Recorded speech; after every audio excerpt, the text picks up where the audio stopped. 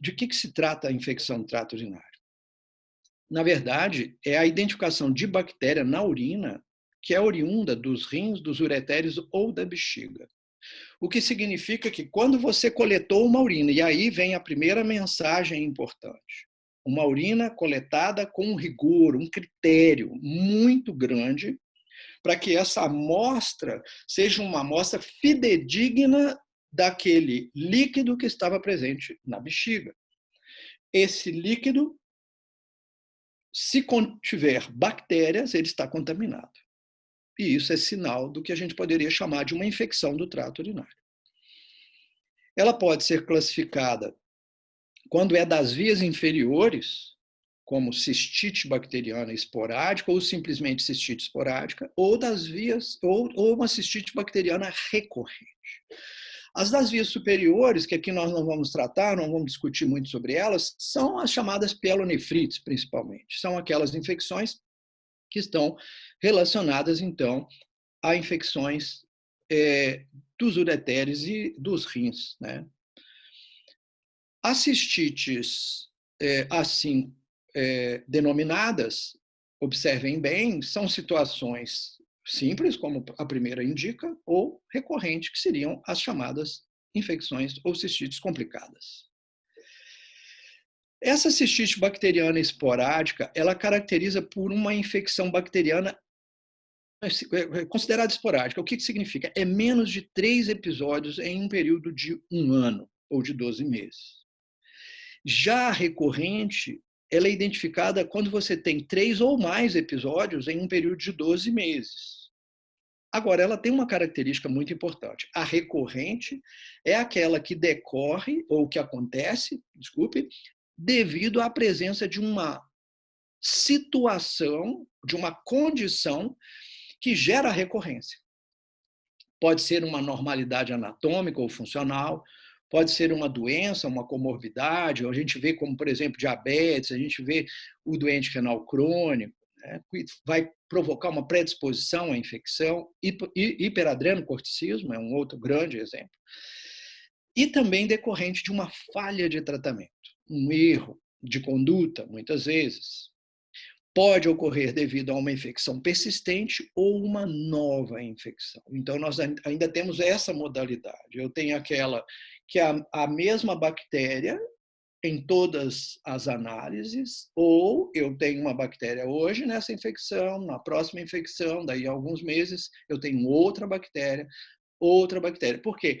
Nesse caso, por exemplo, como uma anormalidade anatômica, por exemplo, eu posso ter o fator de predisposição, mas as infecções são diferentes a cada momento. O paraplégico também é um grande, é um clássico, é uma situação clássica, então, de infecções recorrentes pela facilidade que as bactérias têm de ascender as vias urinárias até atingir a bexiga nesse animal que tem, então, uma dificuldade de eliminação da urina. Existem mecanismos interessantes, que são mecanismos de defesa, e por incrível que pareça, essas defesas, esses mecanismos de defesa, então, impedem muitas vezes a invasão de outras bactérias ou de bactérias que seriam causadoras do processo infeccioso, e por incrível que pareça, um simples jato normal de urina é um grande defensor da ascendência de bactéria pelas vias urinárias. Vamos imaginar aqui numa situação clássica, né, por uma condição anatômica, uma fêmea, uma cadela. Observem que a uretra da cadela é uma uretra curta. Observem que a proximidade da vagina com o ânus é muito grande. E por isso que uma das maiores incidências de infecção são de bactérias oriundas do trato digestório. São oriundas do intestino. O que significa que isto é um fator de predisposição. Agora, vejam que basta o animal urinar para lavar a uretra, impedindo a ascensão dessas bactérias. E aí a gente já joga isso para o nosso cotidiano, do nosso manejo com o nosso paciente, e verificamos então que pacientes, por exemplo, que têm restrição para urinar, que moram em apartamento e que só saem para urinar quiçá 2 vezes por dia, têm uma grande propensão às infecções do trato urinário. Então a gente começa a fazer aí um jogo, que é o que a gente faz muito no nosso atendimento mais específico, fazendo um jogo de observação, de investigação, para perceber qual é ou quais são os fatores, então, que eu tenho que corrigir do manejo desse paciente para que ele para evitar novos processos infecciosos. Existem secreções de muco vaginal e prepucial, uma secreção local de imunoglobulinas que favorecem, que contribuem para melhorar a imunidade daquele local, impedindo o crescimento de algumas bactérias. Existe ainda uma flora normal ali na região mesmo vaginal vulvar ali, prepucial também, que impede o crescimento de outras bactérias. O pH ácido da urina, como assim deve ser nos carnívoros, é um pH que também desfavorece o crescimento de bactérias, ou que ajuda, né, que contribui para que essas bactérias não tenham facilidade no seu desenvolvimento e crescimento. Comentei sobre a questão do jato normal da urina, comentei sobre a questão da fêmea, e observem como eu fiz o comentário que a maior incidência de infecção está relacionada às bactérias intestinais, principalmente. Observe que quando a gente fala do macho, a distância entre o ânus, a entrada do pênis, a longa uretra do macho, no caso do cão especificamente, faz com que a gente então perceba que a incidência ou a frequência de infecções do trato urinário nos machos é muito menor do que a das fêmeas, e essa é uma grande justificativa para essa situação.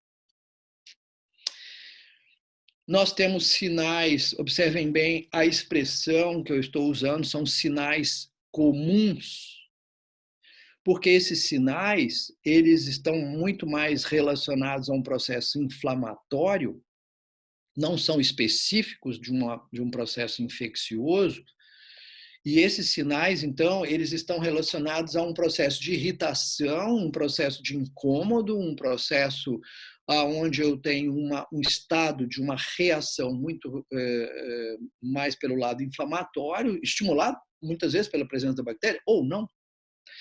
Onde a gente tem, então, a presença de sangue na urina, a hematúria, uma dificuldade para urinar, a disúria, ou o aumento de vezes em que o animal mimetiza o ato de urinar, a polaciúria ou polaquiúria. Raramente a gente observa febre ou dor renal, e a gente tem aí um alto percentual de pacientes sem sinais clínicos. Aqui eu quero fazer um parênteses porque observa-se com certa frequência ações de clínicos que, ao observarem esses sinais, já prescrevem um medicamento antimicrobiano, um antibiótico, um quimioterápico antimicrobiano que seja. Numa forma de correlacionar esse sinal a um estado de infecção. Infelizmente, a gente pode considerar que esse ato, essa ação, é um ato negligente, porque é um erro médico.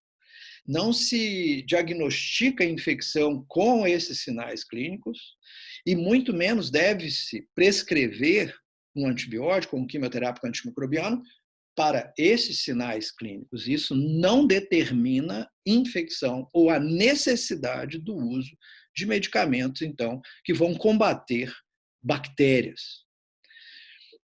Esse mesmo sinal pode ser observado em outros tipos de processos, como as urolitíases, por exemplo.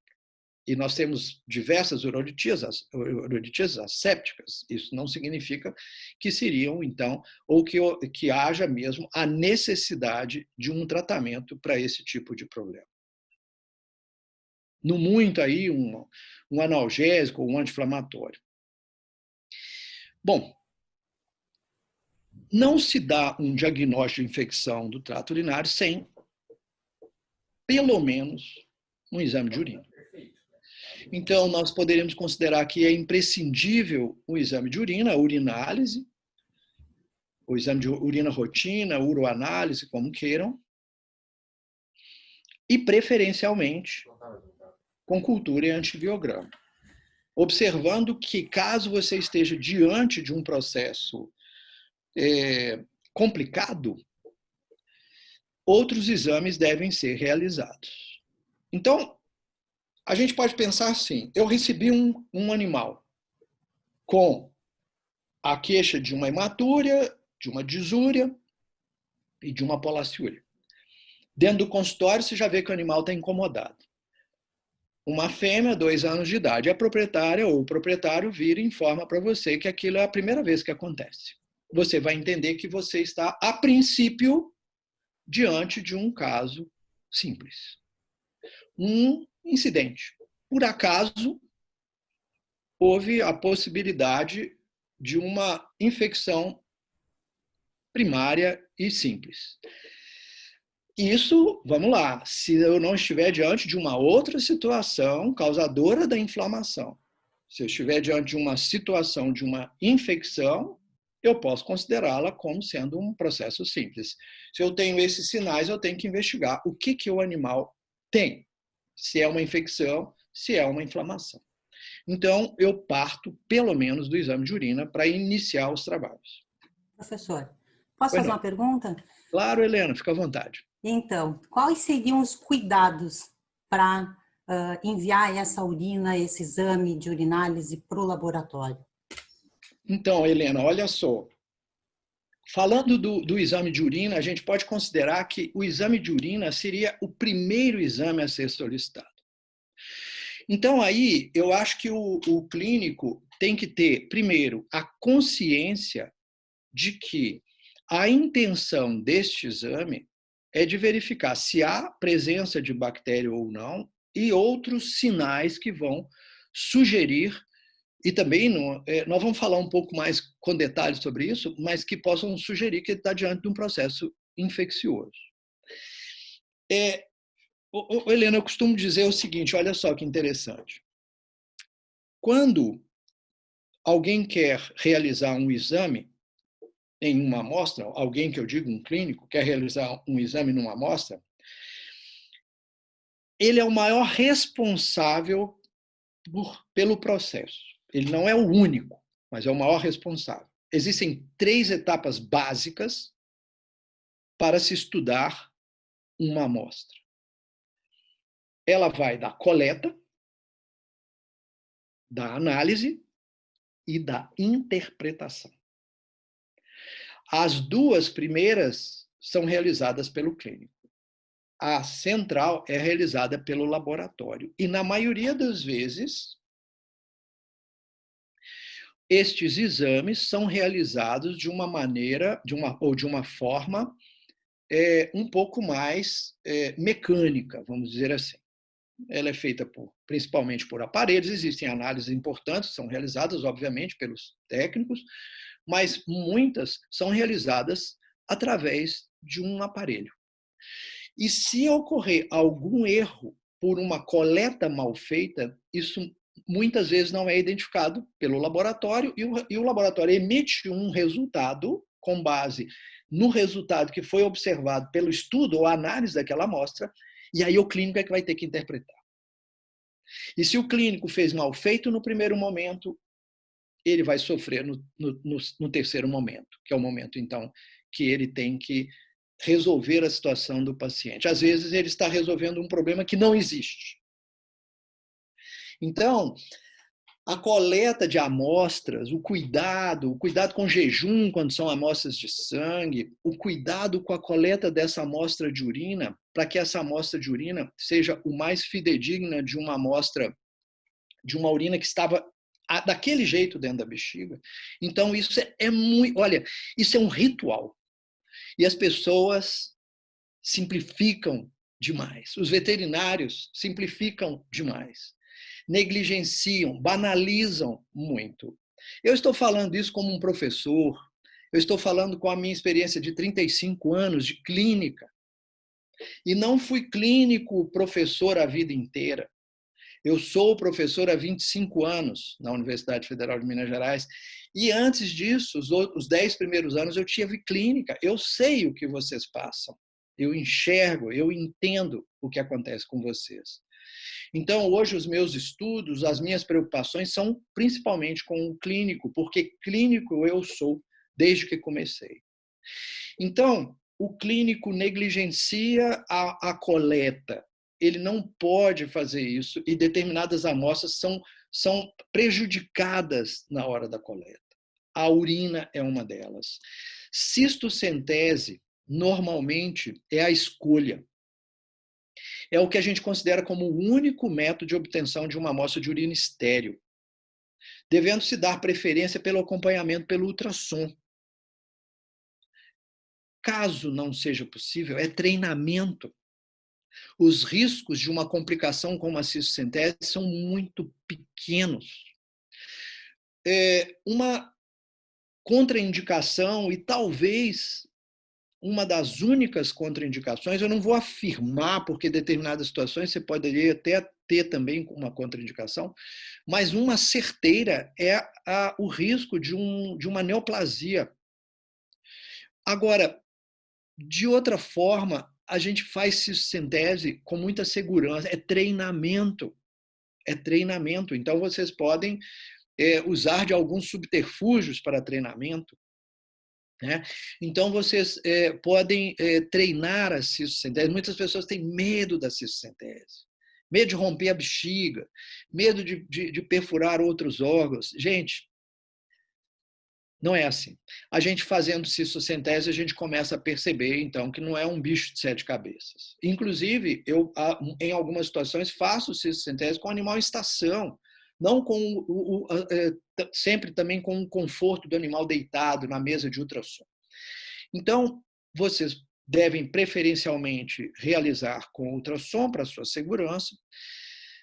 Caso você, como já aconteceu comigo, com pacientes que eu não consegui fazer a cistocentese, eu coletei por cateterização, higienizando com cuidado a entrada do pênis ou a região vulvar, tomando-se os cuidados também para não neutralizar. Dependendo do antisséptico que você usa, você mata as bactérias na hora de coletar.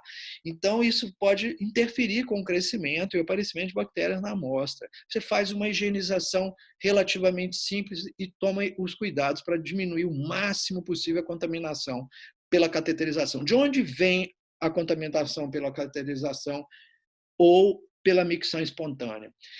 Da urina que está na uretra ou da secreção, das bactérias ali. Este é o trajeto contaminador da amostra. A amostra deve ser armazenada imediatamente, armazenar, que a gente fala é resfriada a temperatura de geladeira. A cistocentese não é um método, como a gente diz, complicado, né? Você vai fazer uma tricotomia e uma antisepsia do local, vai determinar o ponto de punção, né? Com uma agulha encapsulada da seringa, pelo ultrassom você sabe aonde ela vai ser introduzida, determina um pequeno ângulo para poder fazer com que ela seja sempre em direção pélvica, tá? E você, então, faz a coleta com segurança, ok? Bom, essa amostra coletada deve ser mantida estéril e enviada o mais rápido possível para o laboratório. O exame de cultura e antibiograma, como a gente vai discutir, exige um tempo rápido entre o início do exame e essa amostra coletada.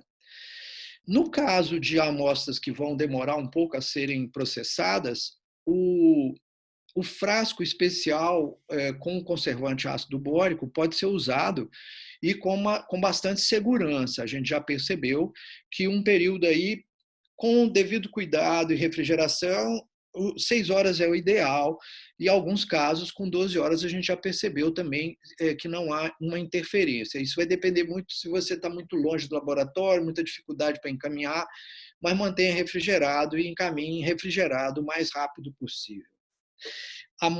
o exame de urina pode ser feito também nessa amostra. O ácido bórico não interfere, né, na reação para o exame de urina rotina. Isso também existem testes que comprovam isso.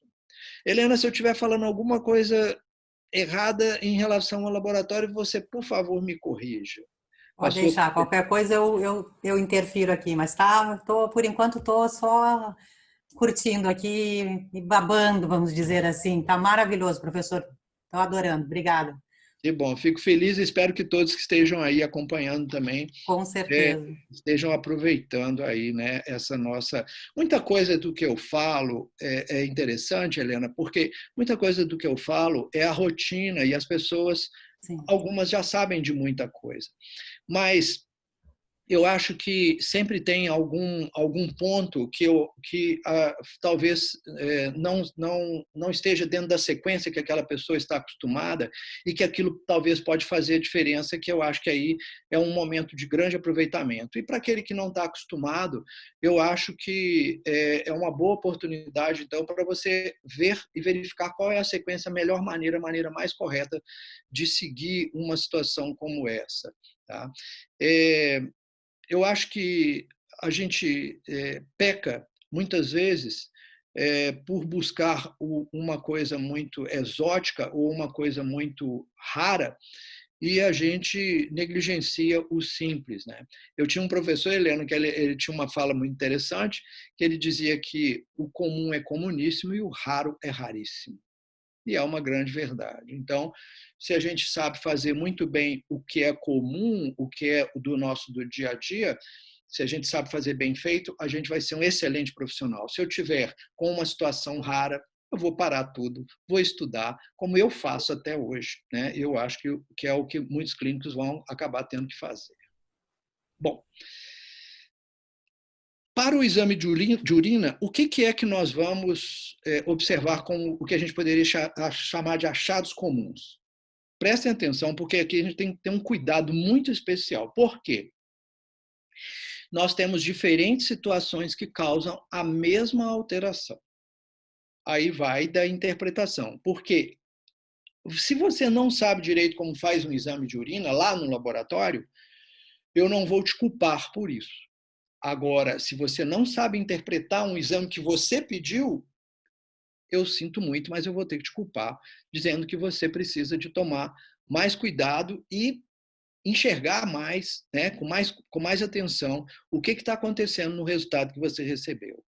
Dizer que está presente ou está ausente, acho que uma criança de 7 anos pode dizer isso. Agora, o que significa um odor forte naquela urina?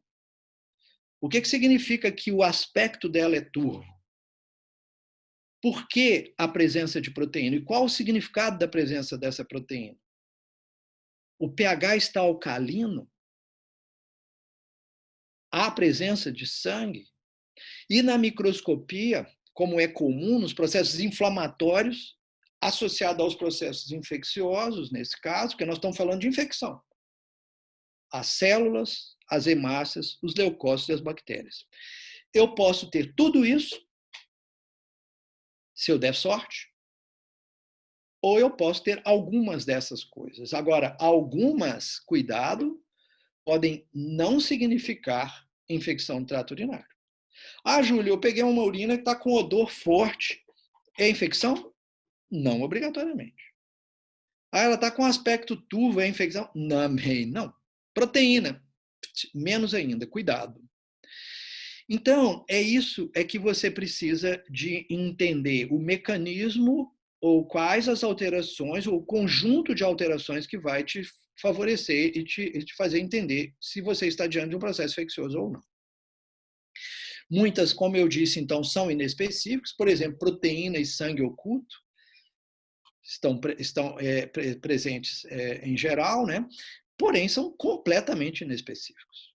Né? A gente tem proteinúria em diversas situações, né?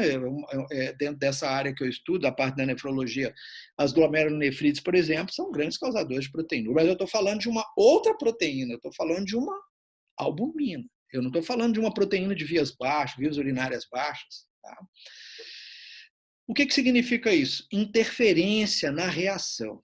Reagiu, deu resultado, mas é porque tinha que dar, porque são interferências comuns das análises. pH alcalino, principalmente por presença de bactérias produtoras de urease.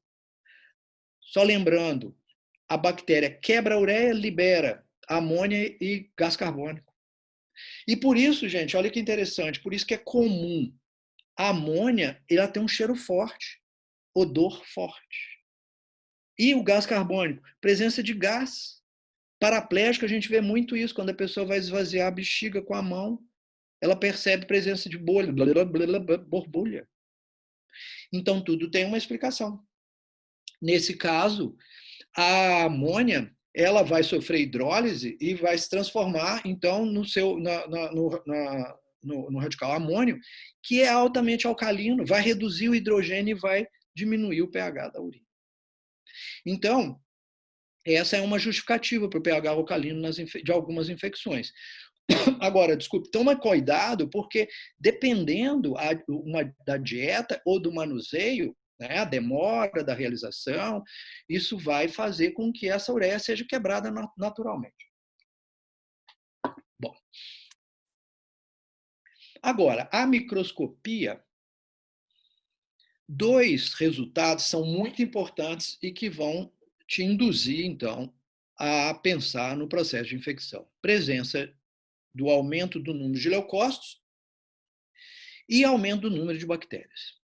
Muito cuidado, porque a gente já observou em alguns estudos, em algumas observações, que nem toda alteração de leucócitos, quando é muito próximo da normalidade, ou às vezes a presença de uma ou no máximo 2 cruzes de bactérias, significa um processo de infecção que justifique um tratamento. Muitas vezes você até faz cultura disso e não cresce. Quando a gente fala do aumento do número de leucócitos, a gente pensa que existem, de acordo com o método de coleta, um número considerado de leucócitos normal para o método de coleta. Por exemplo, se for uma micção espontânea, até 8 leucócitos por campo é considerado normal. Por cateterização, até 5, por ciscentese, até 3. Ao aumento, nós chamamos de piúria e indica, vejam bem, inflamação em algum ponto do trato urinário. Agora, olha só. Já vi mais de uma vez diagnóstico de infecção do trato urinário pela presença de um leucócito no resultado. Havia, por parte desses colegas que fizeram esse tipo de interpretação, um erro de interpretação. Não significa que a presença de leucócito seja um processo infeccioso, primeiro. Segundo, não significa que, dependendo do número de leucócitos, que seja um processo que justifique necessidade de tratamento. Pode ser uma situação normal, de acordo com o método de coleta.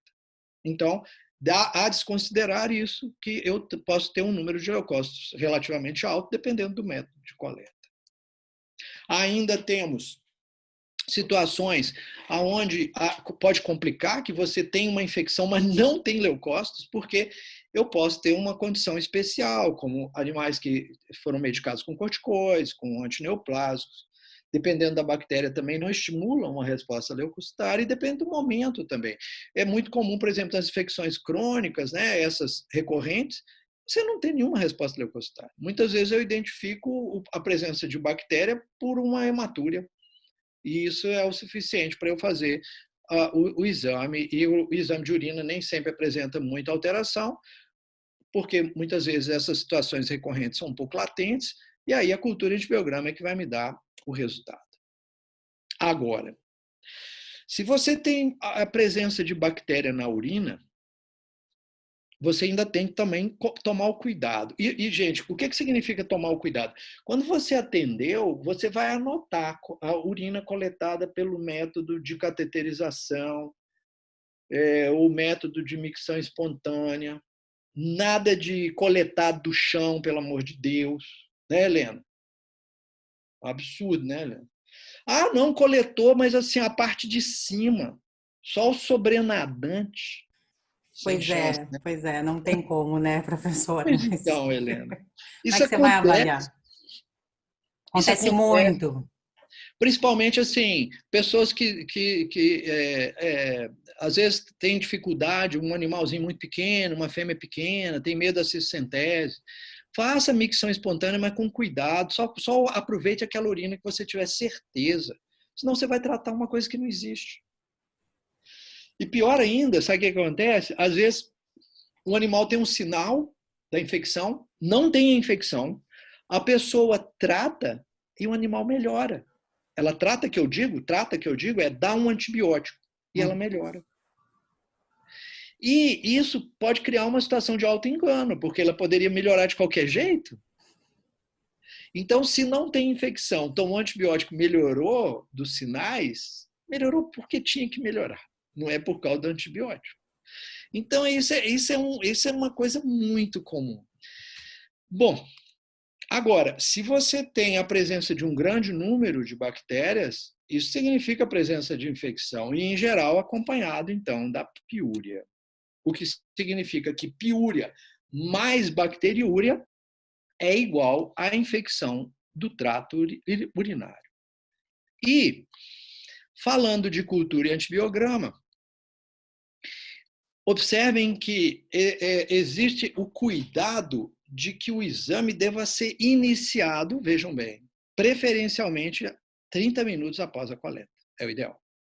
É impossível, né, gente? É impossível. Na minha própria instituição é impossível de eu conseguir uma cultura antibiograma com 30 minutos. Daí a gente coleta, né, com os cuidados, usando ali o frasco com conservante, ácido bórico, ou a gente usa um outro recurso que já está disponível de muitos laboratórios.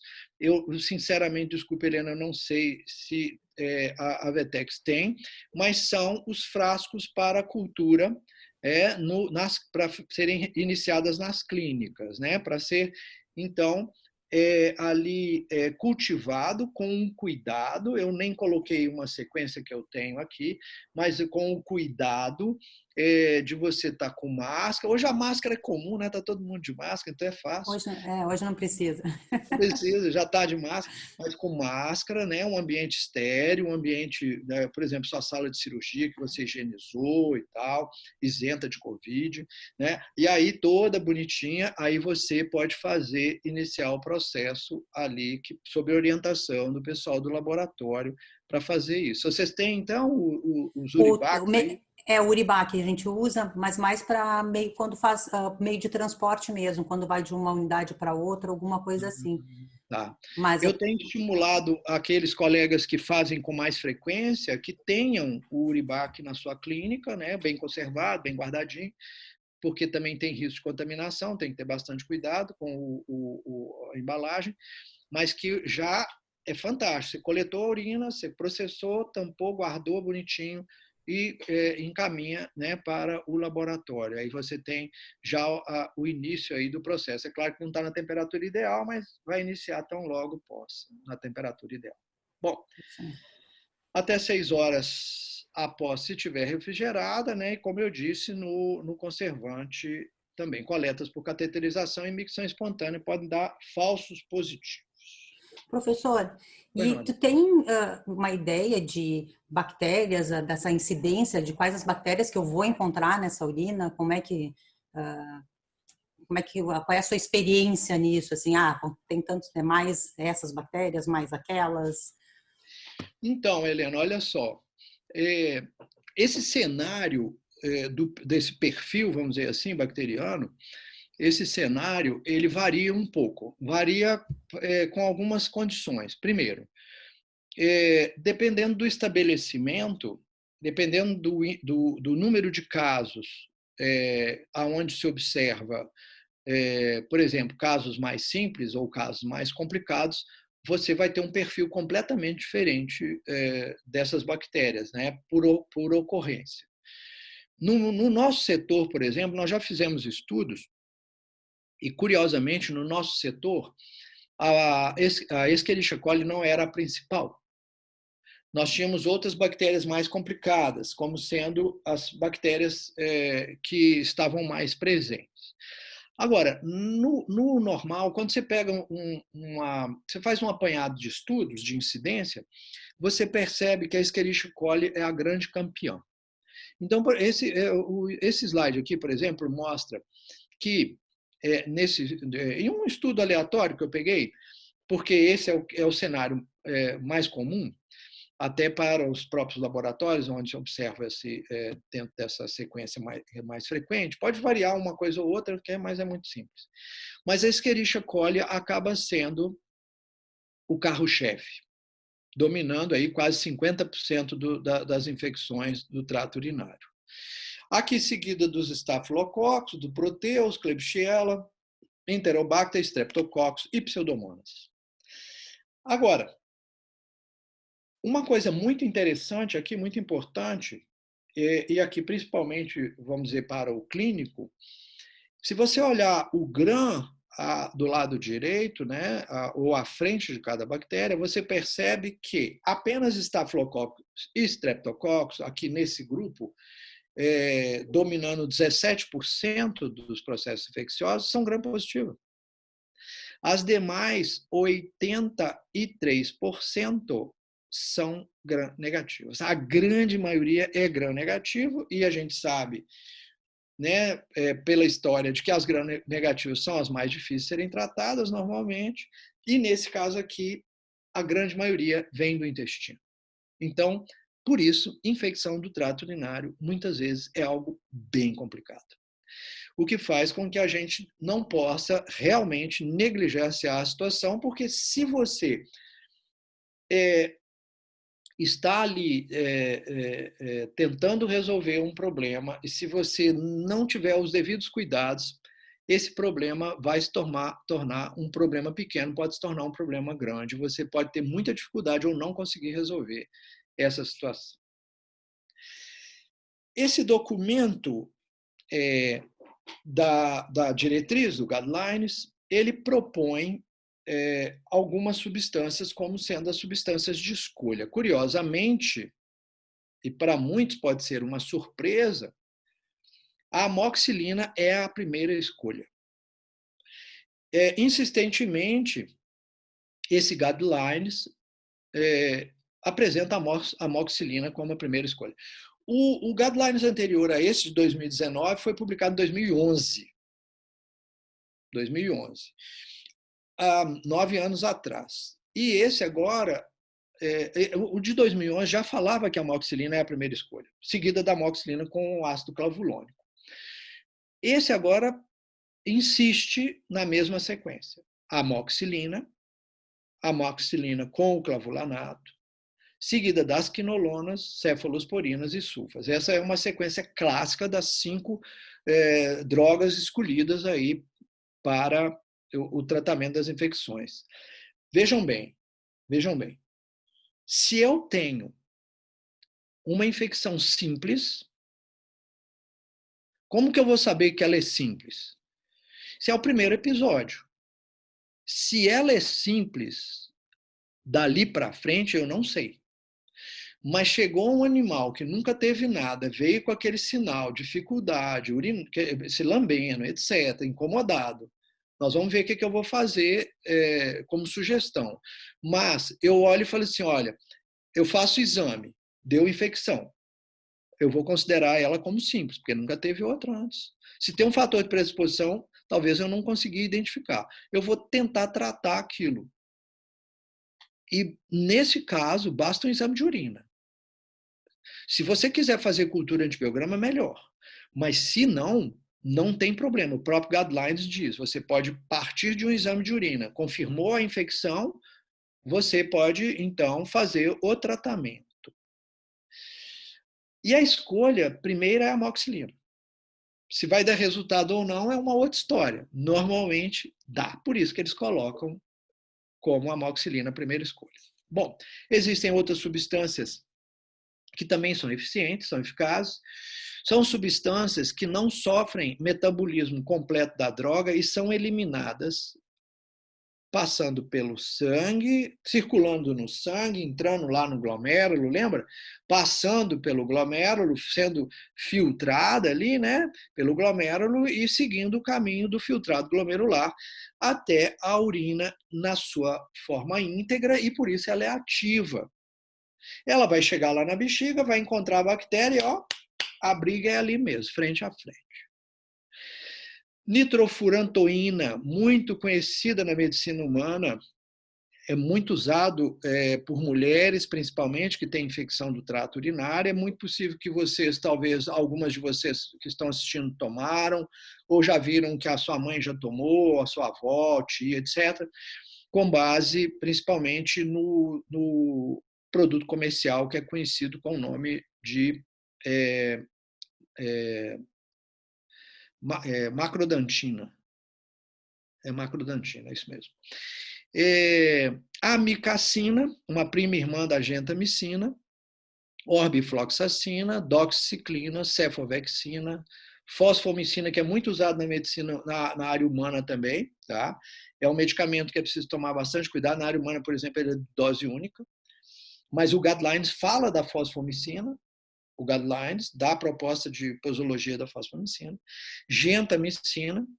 Aí tem também os Highlander Plus, aí, né, os Mega Blaster, aí, tipo Meropenem, a própria Marbofloxacina, o Ceftriaxona, Imipenem, Septiofu. A Marbofloxacina, por exemplo, pelo Guidelines, é a primeira indicação para as pielonefrites.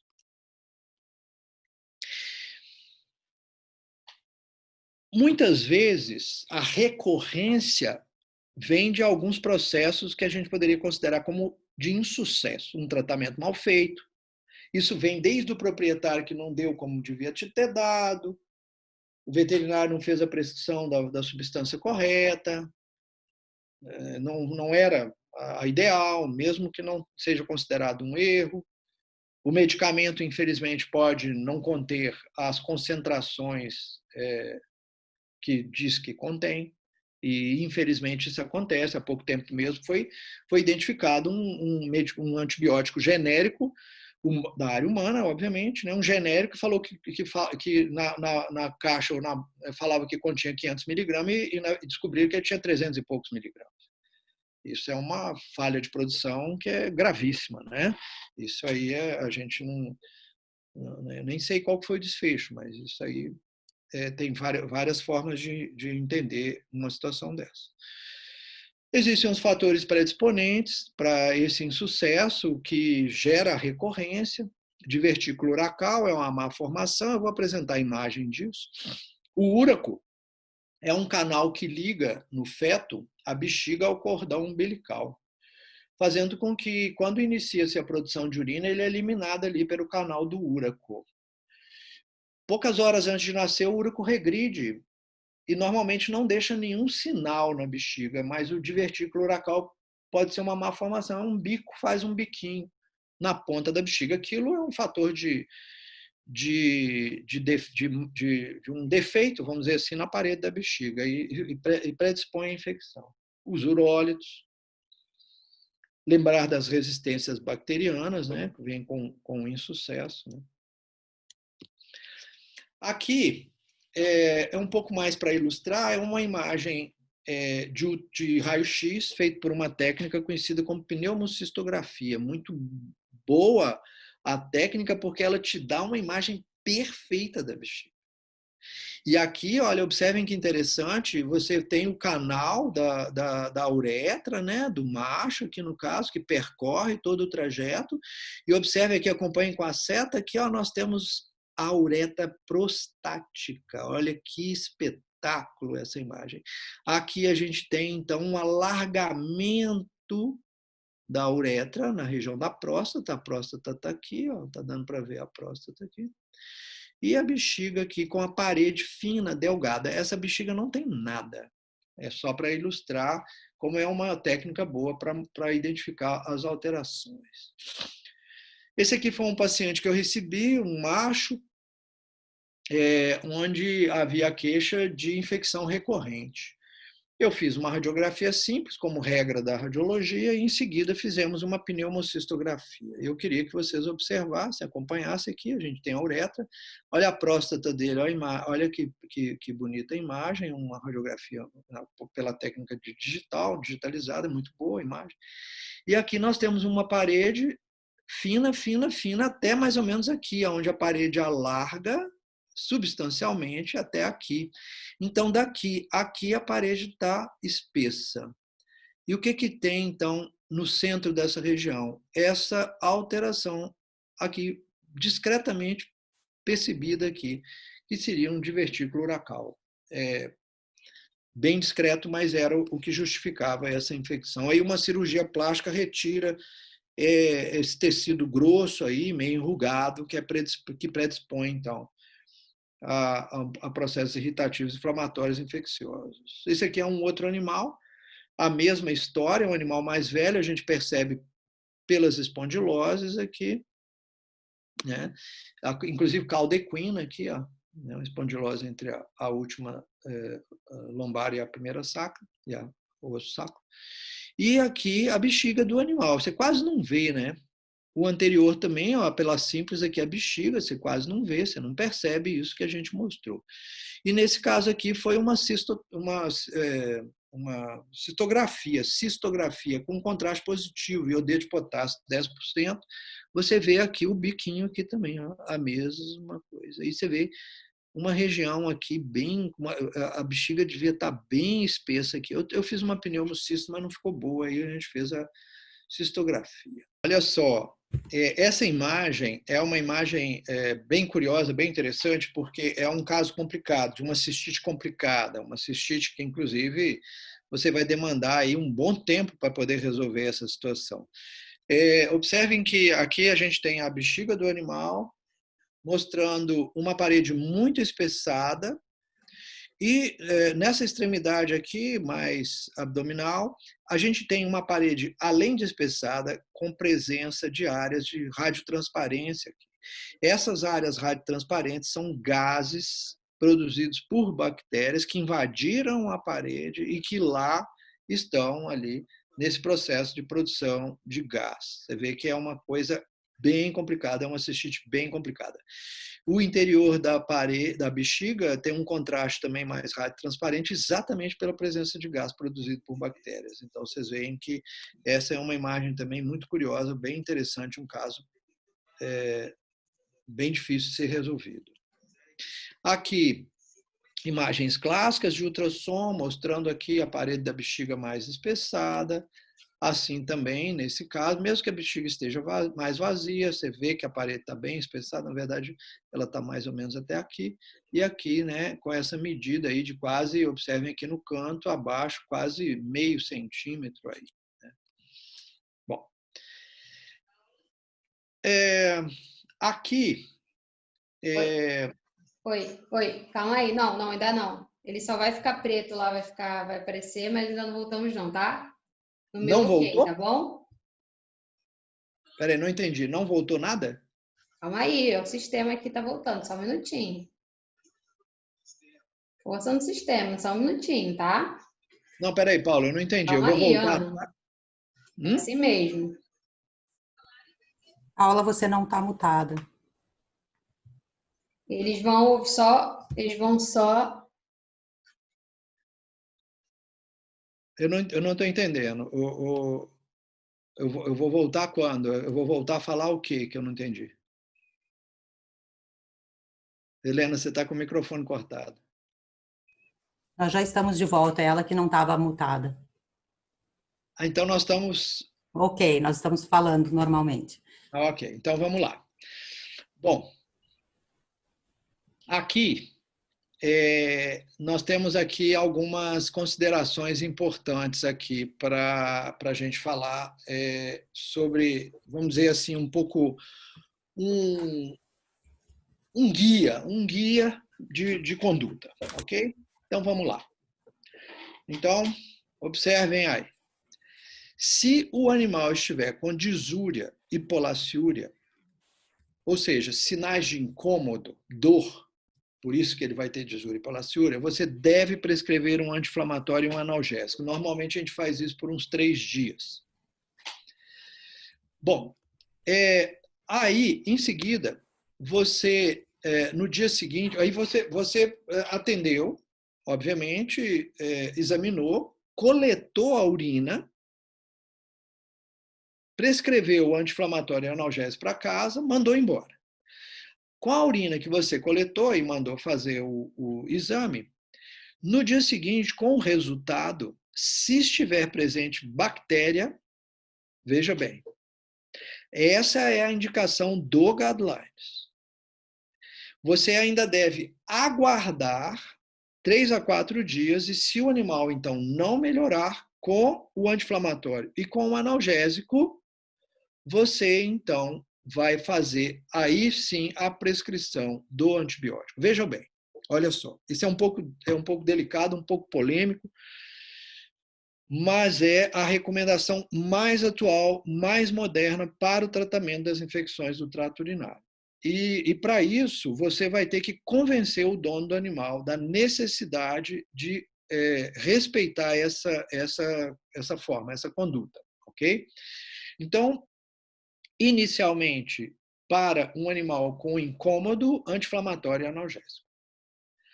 No dia seguinte, de acordo com o resultado do exame de urina, se tiver bacteriúria, aguarde ainda 3 a 4 dias, ligue para saber como é que o animal está. Se a pessoa falar, olha, ele ainda está incomodado, aí você vai fazer, então, a prescrição do antibiótico. Se foi realizado o exame de cultura e antibiograma, assim que sair o resultado, você vai checar para ver se você vai continuar usando aquele antibiótico ou se você vai escolher um melhor para aquele caso daquela infecção. Bom, agora, aqui a gente tem o seguinte. Espera aí um pouquinho que...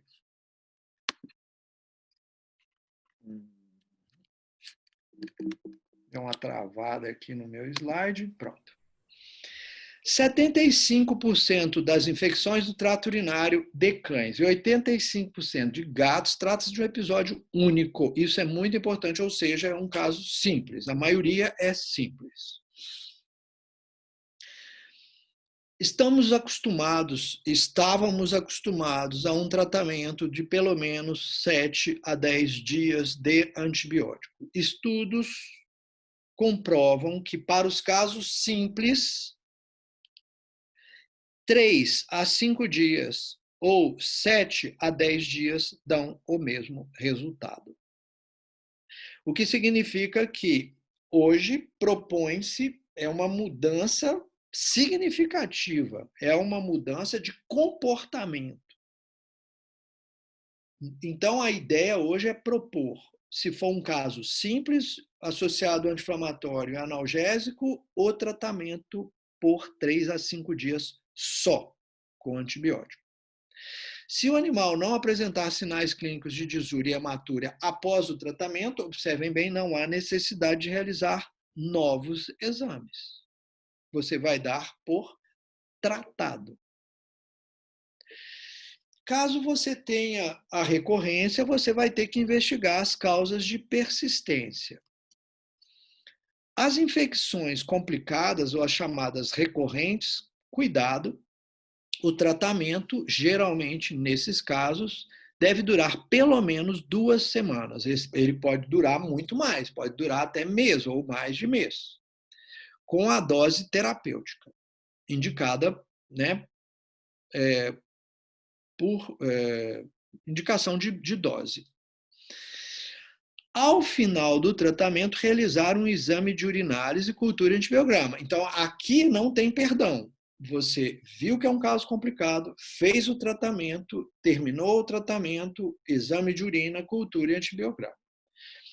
Isso pode ser imediatamente após, ou você pode aguardar um pouco, 3 dias, para fazer esse novo exame. Ah, Júlio, mas se eu fizer logo após o exame o exame vai dar negativo, né? A cultura não vai crescer. É isso que você espera. Você espera que com um passar de 15 dias com o tratamento vai dar resultado. Por que repetir? Porque pode ser que o tratamento não dê resultado. E por isso que a gente repete, para certificar se o tratamento foi eficiente. Se a cultura estiver positiva, aí você vai verificar, é a mesma bactéria, é a mesma quantidade e tal. Você vai reforçar o tratamento, fazendo uso da mesma substância ou de uma outra. Cuidado, pode ser que aquela substância não tenha sido tão eficiente. Ela pode. Veja bem, um antibiograma determina para você uma condição in vitro, que normalmente ela é fidedigna, mas algumas condições em vivo pode ser um pouco diferente. Cultura negativa, iniciar o tratamento preventivo. E aqui vai uma proposta que eu queria discutir um pouco, porque o próprio Guidelines diz que não há base em evidência para o uso do tratamento preventivo. Porém, eles usaram como base, vamos dizer assim, trabalhos que mostram que o tratamento preventivo, em muitas situações, não funcionou. Porém, eu gostaria de fazer esse comentário porque, em alguns dos meus pacientes, a única condição que eu mantenho esses pacientes sem o processo infeccioso é com o tratamento preventivo. E eu escolho a dedo os pacientes que vão fazer o uso, assim como a medicina faz essa prática também, de manter o paciente sintomático, não o assintomático, sintomático, manter esse paciente sintomático com uma carga de antibióticos em dose reduzida para combater as bactérias que, porventura, chegarão àquela região devido à facilidade que elas têm de ascender e atingir a área, então, da bexiga. Esse tratamento preventivo é feito com o uso de um antibiótico que você vai escolher com uma baixa dose por cerca de 3 a 6 meses. Os antibióticos geralmente são escolhidos são a amoxicilina, a própria nitofurantoína, uma dose que vai geralmente em torno de 1/3 da dose terapêutica com uma aplicação única diária, geralmente à noite. Uroculturas a cada 2 a 3 meses, caso positivo, reforçar o tratamento. Passado 2 a 3 meses do final do tratamento, de 6 meses, repete a urocultura. Entendam que esse tratamento preventivo é um tratamento muito especial, que deve ser escolhido o paciente com muito critério, com muito cuidado, e assim você pode beneficiar. Os meus pacientes são mais beneficiados são os paraplégicos. Eu tenho histórias de pacientes tratados durante 7 anos dessa forma, porque a infecção nunca mais sai desse paciente. Aqui é mais para ilustrar e para a gente complementar um pouco essa discussão. Nós temos algumas terapias consideradas alternativas ainda e que vêm tendo muito sucesso em algumas situações. Elas têm que ser feitas preferencialmente, no caso a ozonoterapia, por um profissional habilitado, escolhendo o paciente certo para esse tratamento. O cranberry eu já fiz o uso em alguns pacientes na expectativa de uma contribuição, principalmente nos casos crônicos. Eu entendo que ele funciona bem em algumas situações. A posologia para o cranberry ela é um pouco ainda discutida, não se tem uma posologia muito definida. Glicosaminoglicanos, tem alguns estudos, principalmente em felinos, nas cistites, né? Mas as cistites dos felinos geralmente são assépticas, mas como um fator anti-inflamatório aí, os glicosaminoglicanos, eles protegem a parede da bexiga, eles revestem a parede da bexiga. Então, protegendo a parede e, com isso, acaba ajudando os animais, minimizando os processos inflamatórios.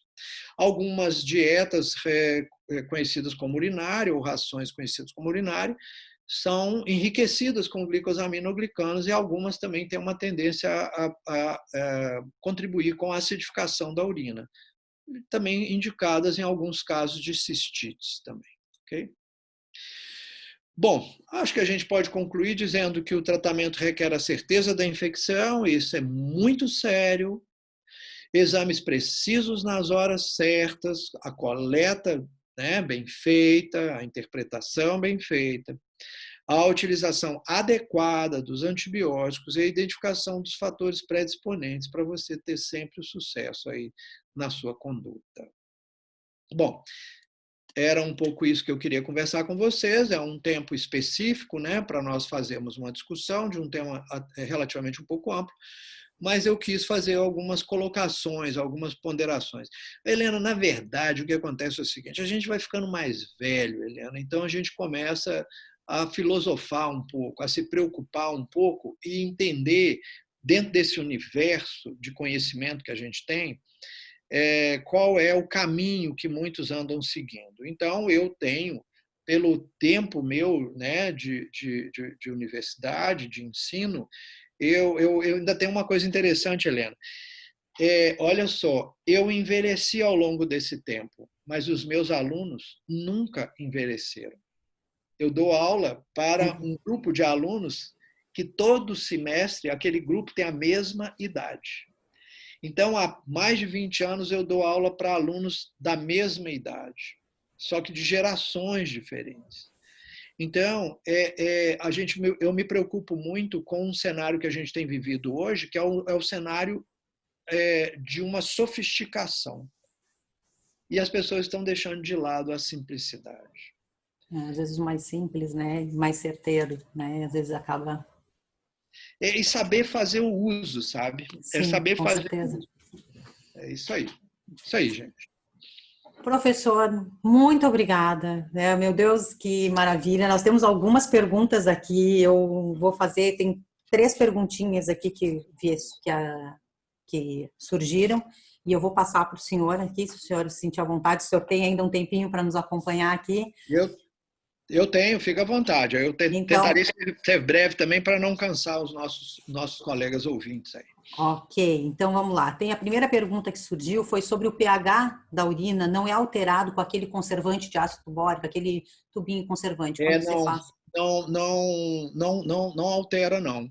Não altera, não. Aquilo não muda o pH da urina. Ele é próprio para não alterar, não pode alterar o pH da urina. Ok? Entendi. Aí depois tem uma outra pergunta que ele pergunta assim, que ele fala assim: em paraplégicos é primordial que a coleta seja feita por cistocentese? Então, olha só, paraplégico é até mais fácil você fazer coleta por micção espontânea. Olha, na gente, como é que funciona na gente? A gente faz coleta quando a gente vai no laboratório por micção espontânea. Só que a gente segue aquele rigor do critério que eles indicam, olha, faça isso, despreze o primeiro jato, faça higienização, etc. Então, não é complicado. A paraplégica vai no seu consultório, você coloca em cima da mesa, né? Você pode, se ela tem carrinho, já pode ser pelo carrinho, faz a higienização. Você só recomenda a proprietário, deixa a urina na bexiga. Traz ela. Essa história é muito interessante. No meu atendimento especializado, a gente é tudo agendado, né? E o pessoal que cuida do agendamento liga no dia anterior. Fala, olha, sua consulta está marcada amanhã, tal hora, está confirmada? Está confirmada. Olha, então, não se esqueça, traga o seu animal em jejum, 8 a 12 horas, alimentar, né? Deixando a água à vontade, e traga o animal com urina na bexiga. O professor pode precisar de coletar material para exame. Ponto. Porque às vezes vem gente do interior, viaja 200 quilômetros para atender para uma infecção urinária e o animal urina na chegada. Né? Então, assim, essas situações são muito importantes. Então, por exemplo, o paraplégico, você faz a higienização, né, da região vulvar, despreza o primeiro jato, né, e vem coletando o segundo jato. Perfeito. Isso aí, olha, é tão bom quanto a cistocentese. Então, não há justificação. A cistocentese, gente, é um preciosismo. Se você não pode fazer uma coleta adequada. Esse cateterismo é meio complicado. Agora, micção espontânea é perfeito, igual na gente. Perfeito. Aí tem uma outra pergunta que é a seguinte: fazendo a cirurgia plástica em casos de persistência do úraco, tende a resolver a cistite recorrente? Sim, se a cistite recorrente estiver na sua suspeita correlacionada ao divertículo uracal, essa plástica de retirada, você vai refazer a bexiga, a vesícula urinária, retirando esse material, sim, a expectativa, obviamente, a cirurgia é para corrigir. É corretiva. E corretiva. E corrigir. Tem que ser uma cirurgia bem feitinha, para não ficar pior do que estava antes. É uma plástica. E, por último, a ultimíssima, vamos lá. Quais os critérios que o professor usa para escolher o paciente para tratamento preventivo? Qual é o teu critério? São os critérios que você selecionou. Vamos lá. O critério é o seguinte: no meu atendimento, eu recebo muito paciente que vem de algum colega. Então, animais já foram tratados. De algum colega que eu digo nesse sentido, animais já passaram por tratamentos anteriores. Então, vem por indicação do próprio colega, pedindo para que a gente tente ajudar a resolver a situação. Hoje em dia é muito legal isso. Muito legal, muito legal. As pessoas, elas são sinceras e os responsáveis pelos pacientes, eles entendem essa sinceridade. Então, as indicações, falam, olha, eu não tenho como te ajudar a resolver a situação, vou te indicar fulano. Então, isso a sociedade está enxergando isso como uma coisa perfeita, assim, dão muito valor ao veterinário que faz isso. Então, muitos chegam nessa condição para nós. Então, a primeira coisa que a gente faz é um estudo do paciente. Estudamos o paciente, estudamos a história. As nossas consultas são demoradas. Então, eu vejo tudo que já foi feito, verifico tudo o que a gente precisa de fazer. Muitas vezes eu parto de uma estaca zero. Faço os exames de urinários, culturas de biograma. Se eu suspeito de algum motivo de recorrência, eu vou estudar a condição de recorrência. Eu posso tratar aquela condição, eu trato aquela condição. Cuidado, tem recorrência, por exemplo, hiperadrenocorticismo. Às vezes o animal não tem nenhum sinal de hiperadreno e tem uma infecção urinária recorrente e você descobre que ele tem hiperadreno por causa disso. Outro dia nós descobrimos um com hiperadreno porque estava com a proteinúria sem diagnóstico. Nós fizemos de tudo para tentar identificar a origem dessa proteinúria. E nós falamos, vamos fazer a avaliação, o teste de hiperadreno. O animal sem sinal nenhum de hiperadreno era hiperadrenocorticismo. Tratando do hiperadreno, a proteinúria melhorou. Então, é um pouco isso. Agora, eu parto da estaca zero, faço uma proposta de um tratamento de acordo com como eu vejo a bexiga, a espessura, o tempo que eu vou achar que eu vou demorar para tratar. Eu faço geralmente um tratamento mais longo um pouquinho no início, uns 30 dias. Tá? Suspendo e observo. Peço um retorno para uma nova avaliação ou caso o animal apresente sinais. Então, eu parto da estaca zero. Aí, então, é o meu dia zero. Vamos supor que seja dia 1º de janeiro. Eu atendi, fiz tudo, exames, etc. Tratei durante 30 dias. Vamos supor que aí vai demorar uns 7 dias para resultado de exame, etc. e tal, mais 30, 37 dias. Aí vamos supor que 2 semanas depois voltaram os sinais. Eu vou estudar, vou verificar, vou fazer novos exames, novas avaliações, ver se é a mesma bactéria, se é outra, vou fazer imagem. Não tem como brincar com isso. Não dá para falar, talvez se a gente fizer, vamos tentar. Não tem nada que tentar, você tem que ser certeiro. Aí você volta a fazer o tratamento. E se você fizer o tratamento, se você esticar o seu tratamento, vamos fazer por 60 dias, porque era a mesma bactéria, vou tentar acabar com ela agora, vou mudar a base, vou mudar o laboratório. Tem toda uma desconfiança aí, né? Desculpe, mas é uma situação um pouco complicada. Fez toda uma estratégia, mudou e tal, aí volta de novo. Se voltar de novo, e outra coisa, ainda tem algumas idiopáticas. Você não sabe a origem, você não consegue identificar a origem. Vou fazer de novo por uns 30 dias o antibiótico e inicio imediatamente com o antibiótico prevenção. E aí eu escolho a substância, como eu disse, aí de metade a 1/3 da dose, uma vez por dia. Por exemplo, a amoxicilina eu dou 3 vezes por dia, ou 2 vezes por dia, eu diminuo a dose e dou uma vez só à noite. Nitrofurantoína, o ideal é no mínimo de 8 em 8 horas posologia de tratamento. Eu baixo, eu pego uma dose e dou à noite só. À noite, por que à noite? Porque à noite é o momento em que o animal vai dormir. e as bactérias sorrateiramente vão ali entrar na uretra e chegar na bexiga. O animal vai ficar dormindo um tempo longo, quieto, sem urinar. O animal, ele ainda tem alguns agravantes que não pode pegar, às vezes, trabalho humano e comparar. O animal ele tem o hábito de se lamber, lambe vulva, lambe ânus. Ele está se contaminando de uma forma que o humano não tem esse tipo de contaminação com frequência. Então, esse tipo de situação cria uma condição específica do nosso paciente. Então, a prevenção normalmente é escolhida de acordo com aquela condição em que você já tentou resolver o problema da sua maneira tradicional e não deu certo. E aí, na prevenção, muitas vezes eu acrescento cranberry, eu mando mudar para a dieta, eu indico uma dieta que tem a característica de acidificação. Então, eu faço aí um mix, né? Eu dou um combo para esse paciente numa tentativa de fazer com que eu controle esse processo infeccioso. Ok? Ok, muito obrigada, doutor Júlio.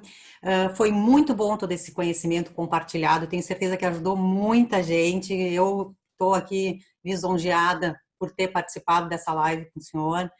E no próximo dia 7, será a palestra do dia 7 de julho, vai ser a doutora Juliane Possebon, ela é dermatologista e vai falar sobre otite crônica e tema rotineiro, né, de muitos médicos veterinários.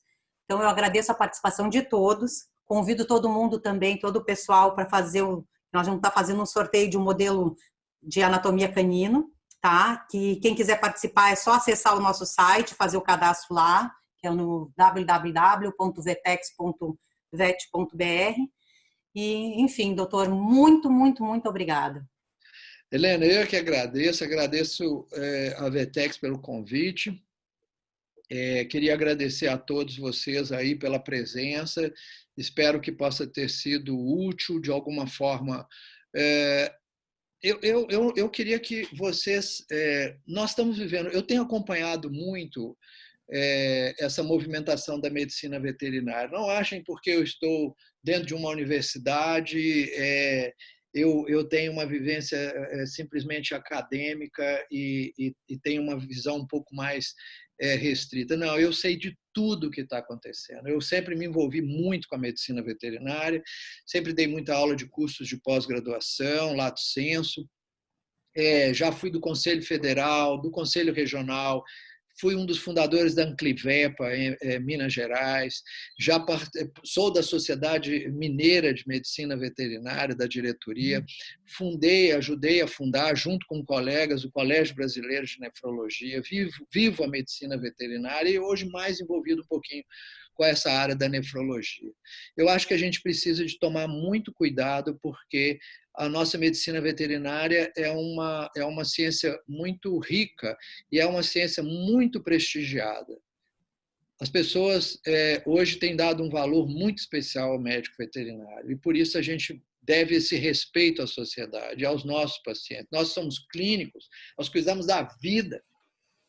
Com certeza. Diferente de outros colegas que também têm um grande valor, porque a medicina veterinária, curiosamente, não é feita para um animal, ela é feita para o homem. E a medicina veterinária da produção, por exemplo, ela cuida de uma vida para depois oferecê-la para o homem. E tudo isso hoje com um grande respeito, vocês sabem disso. Eu preciso falar mais uma coisa rápida. Vocês já assistiram um filme da Temple Grandin? Vocês já ouviram falar da Temple Grandin? Temple Grandin era uma moça que sofria de autismo. E ela conseguiu estudar, conseguiu controlar a sua condição de autismo e fez medicina veterinária. E nos Estados Unidos, Temple Grandin é uma das médicas veterinárias mais respeitadas e uma das mais respeitadas no mundo. E ela tem um sistema de abate, aquele sistema de abate de rodízio, que vocês devem ter ouvido falar, né? Inclusive durante a escola, que criou uma condição de uma melhoria enorme na qualidade da carne, inclusive, porque um animal não sofria na hora de ser abatido. E ela é simplesmente consultora de McDonald's, de Burger King, de todas essas empresas hoje nos Estados Unidos, como sendo uma das pessoas mais respeitadas nessa área de de cuidado animal, né? Dentro desses conceitos hoje de proteção num sentido de respeito à vida, né? Mas, enfim, tem um filme dela muito lindo, Temple Grant, que é o nome Vou dela. procurar. Assiste, Helena, e todos vocês. Quem não Hashtag conhece, fica a dica. fica a dica. Fica a Hashtag dica. isso aí. Gente, mas muito obrigado. Desculpa aí por ter passado um pouco do tempo. A gente vai empolgando, vai ficando animado. E estejam à vontade para, se precisarem de me escrever, tá? Vou Meu passar o e-mail seu contato. pode passar, é Isso. juliocambrai@gmail.com, é fácil. E se precisarem, estamos às ordens, viu? Muito obrigado, Helena, mais uma vez. Obrigado, Vetex, e a todos que me convidaram aí para essa noite. Obrigada, professor. Nós é que tivemos o prazer de estar com você. Muito obrigada mesmo. Obrigado. Boa noite, então. Boa noite.